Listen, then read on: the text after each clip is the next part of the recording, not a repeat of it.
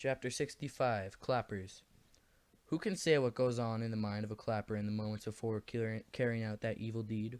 No doubt, whatever those thoughts are, they are lies. However, like all dangerous deceptions, the lies that clappers tell themselves were seductive disguises. For clappers who have led to believe their acts are smiled upon by God, their lies clothed in holy robes and has outstretched arms promising a reward that will never come. For clappers who believe their act will somehow bring about change in the world, their lies disguised as a crowd looking back at them from the future, smiling in appreciation for what they've done. For clappers who only seek to share their personal misery with the world, their lies the image of themselves freed from their pain by witnessing the pain of others. And for clappers who are driven by vengeance, their lie is a scale of justice, weighed evenly on both sides, finally in balance. It is only when a clapper brings his hands together that the lie reveals itself, abandoning the clapper in that final instant so that he exits the world utterly alone, without so much as a lie to accompany him into oblivion, or her. The path that brought May to this place in her life was full of fury, and disappointment. Her breaking point was Vincent. He was a boy no one knew. He was a boy she met and fell in love with in the warehouse more than a month ago. She was a boy who died in mid-air, cramming into a crate with 4 other boys who choked on his own carbon dioxide. No one seemed to notice his disappearance, and certainly no one cared. From no one but May, who had found her soulmate and lost him that day she arrived in the graveyard. The world was to blame, but when she secretly witnessed the Admiral Golden burying Vincent and the others, she was able to give faces to her fury. The Goldens buried Vincent with not with respect, but with profanities. They cracked jokes and laughed. They covered the 5 dead boys carelessly with dirt like cats over their turds. May never felt such a rage once Claver befriended her. She told him what she had seen, and she agreed that revenge was in order. But it was Cleaver's idea to kill the Goldens. It was Blaine who drugged them and brought them to the FedEx jet. It was May who scaled the hatch of the crate. It was amazing to her that killing could be as easy as closing the door. After that, there was no turning back for May. Her bed had been made. All that remained was for her to lie in it. She knows that today will be the day she climbs in and goes to her rest. Once inside the chop shop, she finds a storage room full of surgical gloves, syringes, and shiny instruments she cannot identify. She knows Blaine is somewhere north of the wing of the building. She expects Lev is in position 2, standing on the loading dock at the back of the chop shop. At least that's the plan. It is now 1 o'clock on the nose. Time to do this. May enters the storage room and closes her door, and waits. She will do this, but not quite yet. Let one of the others go. She refuses to be first. Blaine waits in a deserted hallway on the 2nd floor. This area of the chop shop doesn't appear to be in use. He has decided not to use his detonators. Detonators are for wimps. He's a hardcore clapper. A single, powerful clap is enough to bring it on, even without detonators. And Blaine wants to believe he's hardcore, like his brother was. He stands in the end of the hallway, legs spread to shoulder width, bouncing on the balls of his feet like a tennis player awaiting a serve. His hands are held apart, but he waits. He's hardcore, yes, but he's not going first.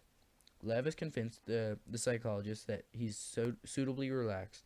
It's the best acting performance of his life.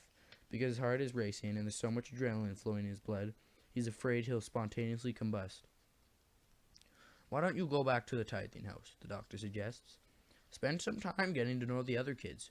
Make an effort, Lev. You'll be glad you did. Yes, I'll do that. Yes, I'll do that. Thank you. I feel better now. Good. The counselor mentions to the pastors and everyone rises.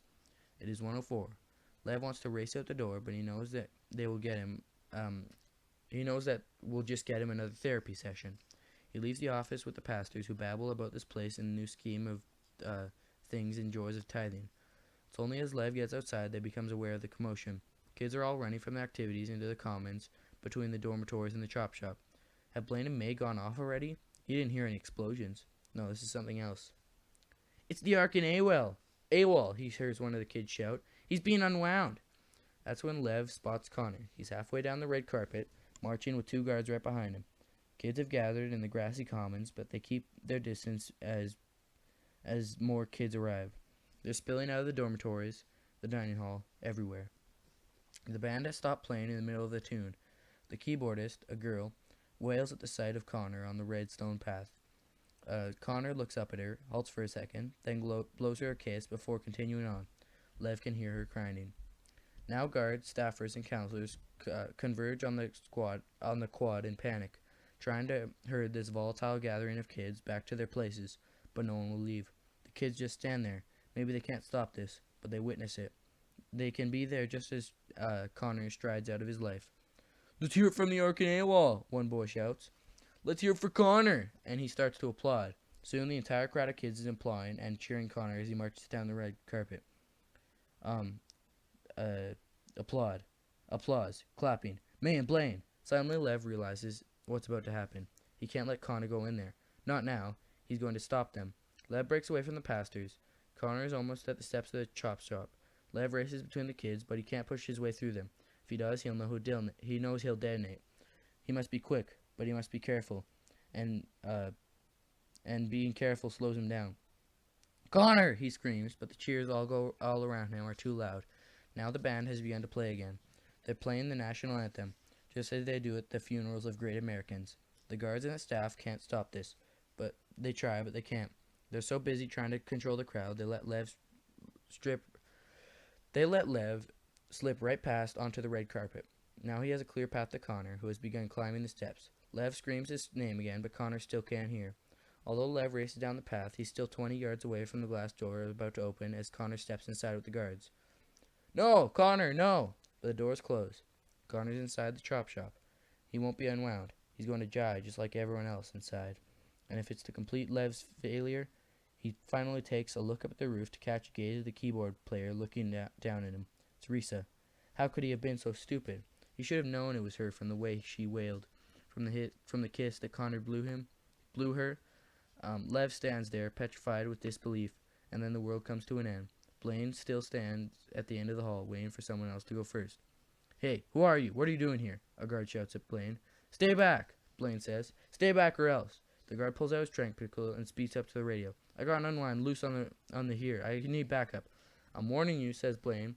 The guard knows exactly how to deal with an unwind loose in a chop shop. He aims the trank gun at Blaine's left thigh and fires. "No!"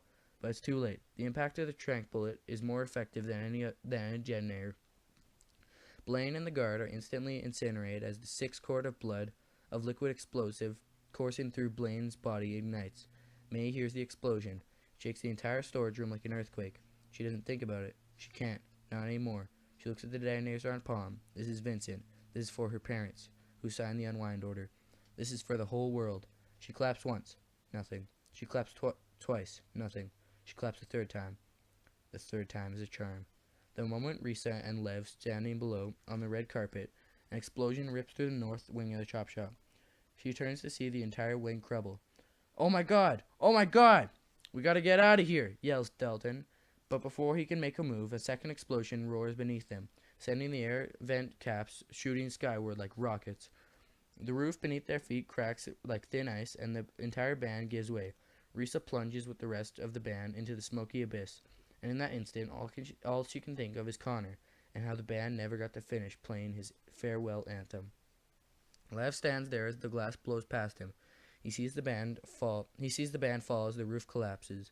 A howl builds up inside him, escaping his mouth, an inhuman sound born of an anger he can't describe. The world has truly ended. Now he must finish the job. Standing there before the ruined building, he pulls out the sock in his pocket. He fumbles with it until he finds the detonators. He peels the backs, revealing their adhesive, and sticks them to his palms. They look like stigmata, the nail woods in the hands of Christ. Still wailing his agony, he holds his hands up before him, preparing to make the pain go away. He holds his hands up before him. He holds his hands up before him. He holds his hands up before him.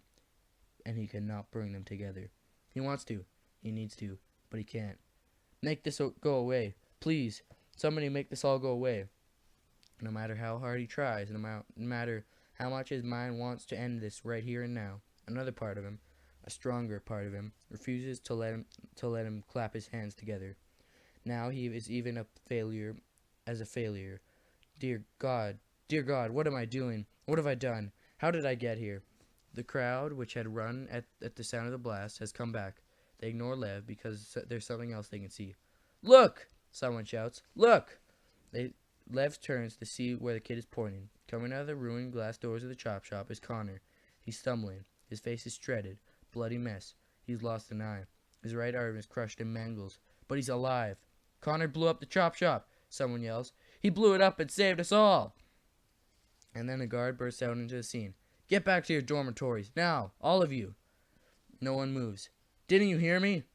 A kid slams the guard with a right hook practically spins the whole body around. The guard responds by pulling out his trank gun and shooting the kid in the offending arm. The kid goes to dreamland, but there are other kids, and they tear the gun out of the guard's hand, using it against him, just like Connor once had. The word that the Arkanawal blew up the chop shop zigs like lightning through every unwind in Happy Jack, and in seconds, disobedience erupts like a full-scale revolt. Every terrible is now a terror. The guards fire, but there are simply too many kids, and not enough trank bullets. For every kid that goes down, there's another kid that doesn't. The guards are quickly overwhelmed, and once they are, the mob starts storming the front gate. Connor has no understanding of this event. All he knows is that he was led into the building, then something happened, and now he's not in the building anymore. His face is wrong. It hurts. It hurts bad. He can't move his arm. The ground feels strange beneath his feet. His lungs hurt. He coughs and they hurt more. He's stumbling down the steps now. There are kids here. Lots of kids. Unwinds. That's right. He's an unwind. They're all unwinds. But the meaning of this is slipping from him fast. The kids are running. They're fighting. Then Connor's legs give out, and suddenly he's on the ground, looking up at the sun. He wants to sleep. He knows this isn't a good place, and he wants to anyway. He feels wet. He feels sticky. Is his nose running? Then there's an angel hovering above him, all in white. Don't move, the angel says. Connor recognizes the voice. Hi, Lev. How are things? Shh. My arm hurts, Connor says lazily. Did you bite me again? Then Lev does something funny. He takes off his shirt, then he tears off his shirt in half. He presses half of the torn shirt to Connor's face. That makes his face hurt more. He groans, then Lev takes the other half of his shirt and ties it around Connor's arm. He ties it tight. That hurts too. Hey, what? Don't try to talk. Just relax. There are others around him now, too. He doesn't know who. A kid holding a trank pistol looks at Lev, and Lev nods. Then the kid kneels down to Connor. This is gonna hurt a little, says the kid with the trank gun, but I think you need it. He aims uncertainly at the various parts of Connor's body, then settles on Connor's hip. Connor hears the gunshot, feels a sharp pain in his hip, and his vision begins to darken. He sees Lev hurrying shirtless toward a building that's pouring out black smoke. Weird, says Connor. Then his mind goes to a quiet place where none of this matters. That was chapter, what was that, like 65. And it was the end of part 6. Connor got exploded.